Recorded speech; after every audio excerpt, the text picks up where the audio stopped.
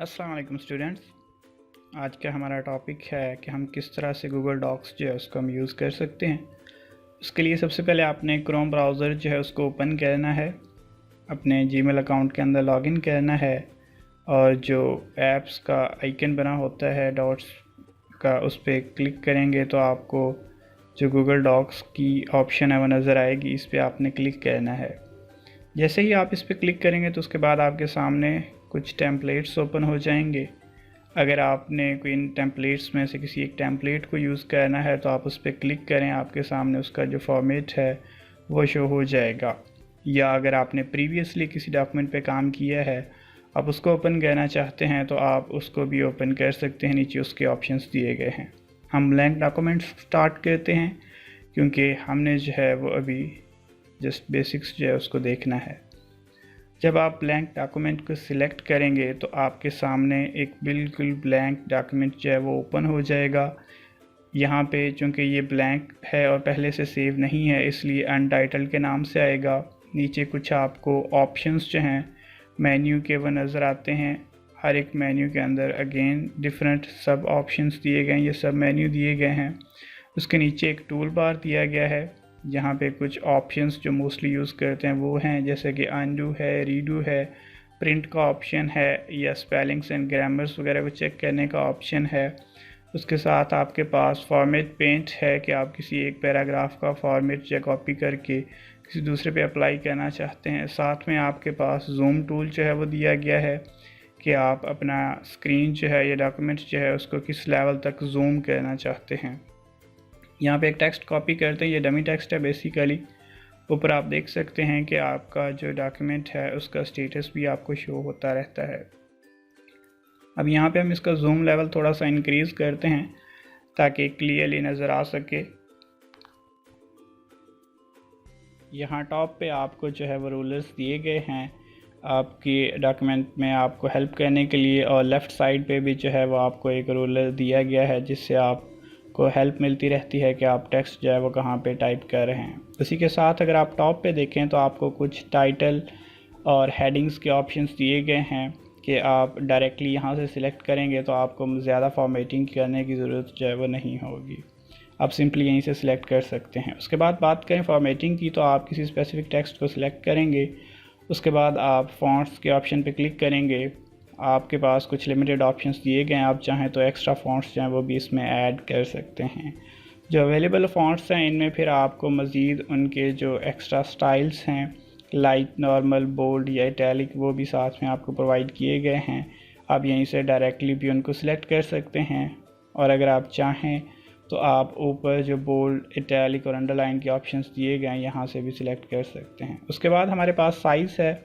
Size normally जो आपके पास options होते हैं वही आपके पास यहाँ पे अवेलेबल हैं, उनमें से आप जो चाहें सिलेक्ट कर सकते हैं। उसके साथ आपके पास उसका स्टाइल है कि आप उसको बोल्ड करना चाहते हैं, इटैलिक करना चाहते हैं, अंडरलाइन करना चाहते हैं, या टेक्स्ट का कलर जो है वो आप डिफरेंट रखना चाहते हैं या उसको चेंज करना चाहते हैं। आप अपनी मर्ज़ी से टेक्स्ट का कोई भी कलर जो है वो चेंज कर सकते हैं।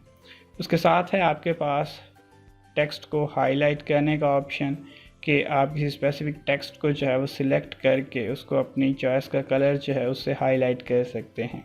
इससे वो टेक्स्ट जो है वो ऑटोमेटिकली हाईलाइट हो जाएगा उस कलर के अंदर।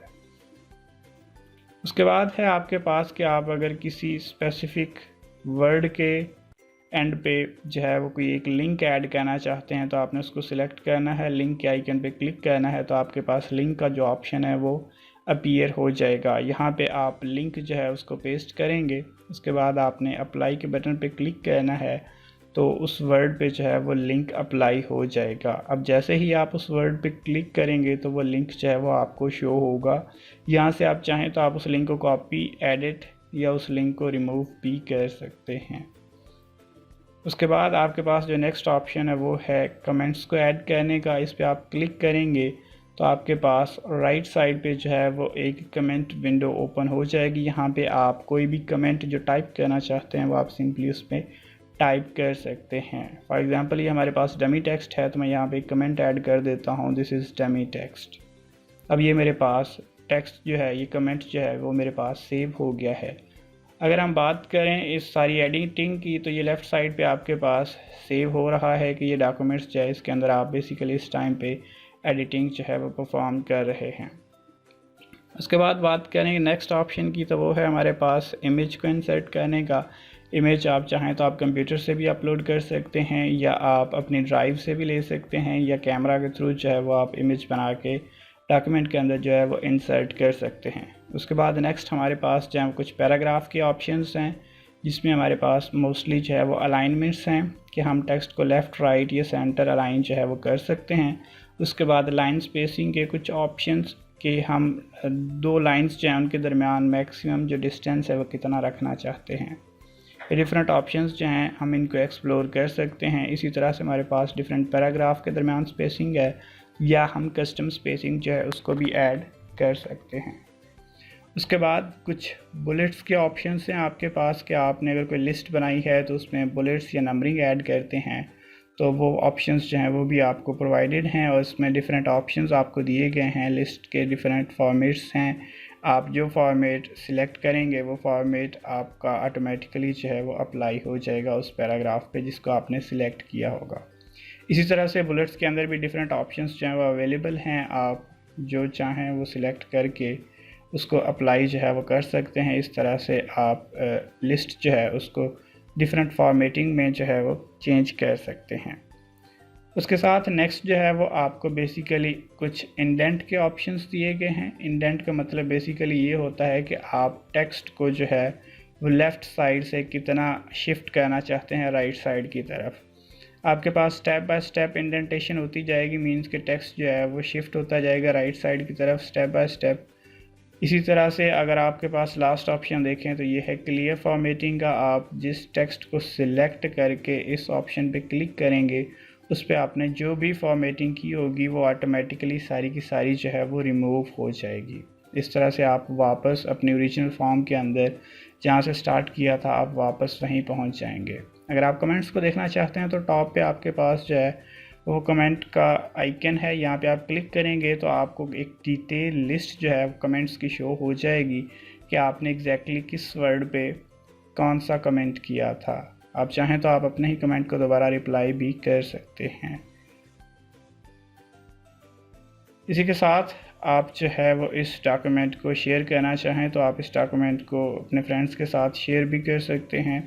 सिंपली आपने शेयर पे क्लिक करना है और इस डॉक्यूमेंट का कोई नाम सेव करें या उसको स्किप भी कर सकते हैं। उसके बाद आपने सिंपली जिसके साथ शेयर करना है आप उसका ईमेल आईडी जो है वो यहाँ पे ऐड करेंगे।